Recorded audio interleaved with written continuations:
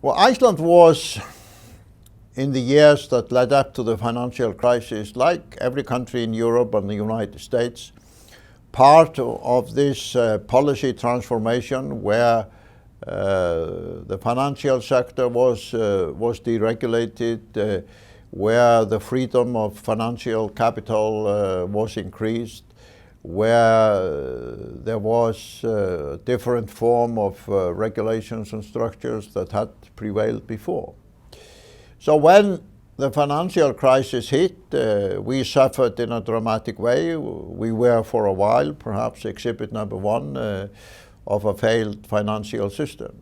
It was a profound shock to our country and our people, not just because of the economic difficulties and the hardship that followed, but also because Iceland is one of the most democratic and secure societies in the world.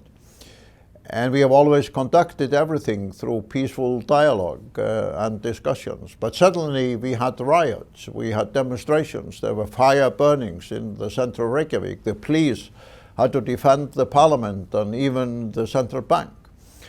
So it demonstrated that a collapse of the financial system can also threaten the democratic institutions as well as the social cohesion of one of the most harmonious and open and free democratic societies in the world.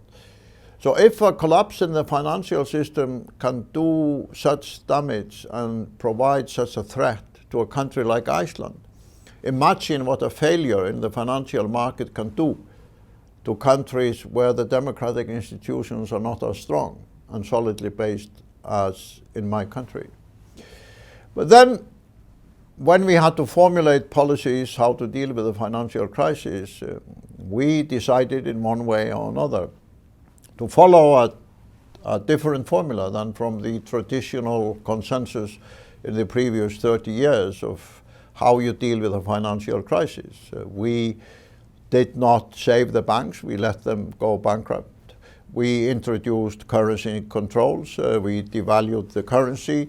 We did not introduce austerity measures of the scale that had been deemed to be absolutely necessary in the decades before.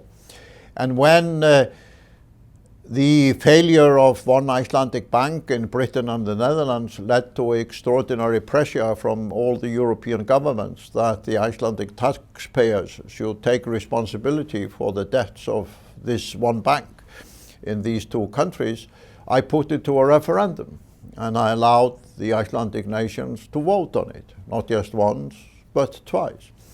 It is, I believe, the only occasion where the democratic will of the people was deemed to be more important than the perceived financial interests of the markets. We could discuss, as was done 5 years ago or so, whether this was wise.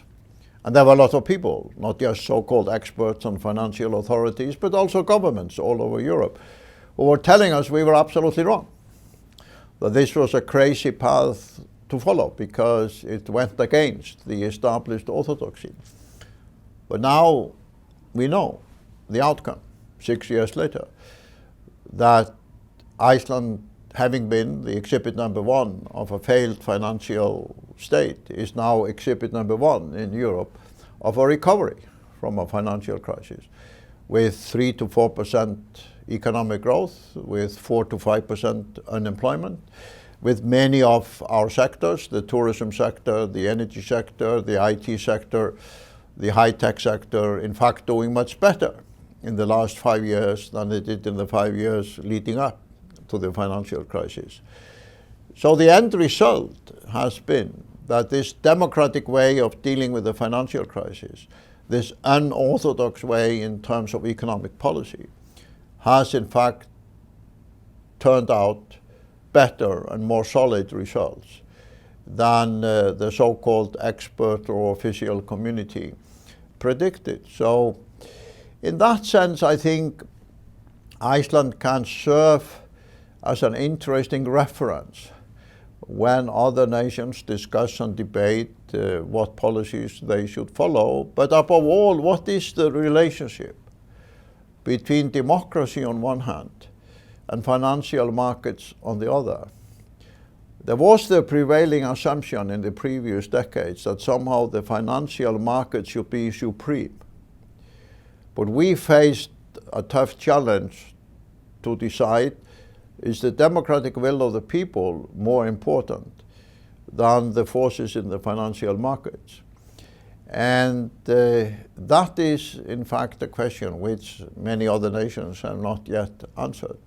But in our case, it turned out that allowing the democratic will to rule the day was a better course.